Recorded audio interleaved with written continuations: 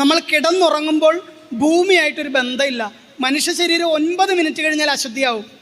ഭൂമിയിൽ നമ്മുടെ പാദം സ്പർശിക്കുന്നത് കൊണ്ടും ഭൂമിക്ക് ഗുരുത്വാകർഷണ ബലമുള്ളത് കൊണ്ടുമാണ് നമ്മൾക്ക് ശുദ്ധി ഉണ്ടായിക്കൊണ്ടിരിക്കുന്നത്. ഇല്ലെങ്കിൽ ശുദ്ധി ഉണ്ടാവില്ല.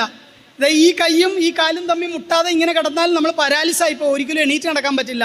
അതുകൊണ്ടാണ് തളർന്നു കിടക്കുന്ന രോഗിയുടെ 2 കൈയും കൂട്ടിത്തിരുമുന്നതും കാല് കൂട്ടിത്തിരുമുന്നതും പരസ്പരം തേക്കുന്നതൊക്കെ. കാരണം എന്താണ്? രക്തചംക്രമണം കറക്റ്റായിട്ട് നടക്കുവാനാണ്. അപ്പോൾ നമ്മളൊരു കട്ടിലിൽ ഏകദേശം 6 മുതൽ 8 മണിക്കൂർ ഭൂമിയായിട്ടൊരു ബന്ധമില്ലാതെ ഇങ്ങനെ കിടക്കുകയാണ്. അവിടെ നിന്നാണ് ഉണരുന്നത്. എങ്ങനെ ഉണരണം? ഏത് ഭാഗം ചരിഞ്ഞുണരണം? വലതുഭാഗം ചരിഞ്ഞുണരണം. കാരണം ബ്ലഡ് ഇങ്ങനെ നിൽക്കുകയാണ്, എങ്ങോട്ടൊഴുകാൻ റെഡിയായിട്ട്. അപ്പോഴാണ് അതിരാവിലെ എണീറ്റ് ഇടതുഭാഗം ചരിഞ്ഞിങ്ങ് ഉണരുമ്പോൾ ഈ ബ്ലഡ് എല്ലാം കൂടെ പമ്പ് ചെയ്ത് നേരെ ഹൃദയത്തിലേക്ക് വരും. അത്യാവശ്യം ഒരു ബ്ലോക്കൊക്കെ ഉള്ളയാളാണെങ്കിൽ അത് മതി ശരീരം ഉപേക്ഷിച്ച് അങ്ങ് പോകാൻ.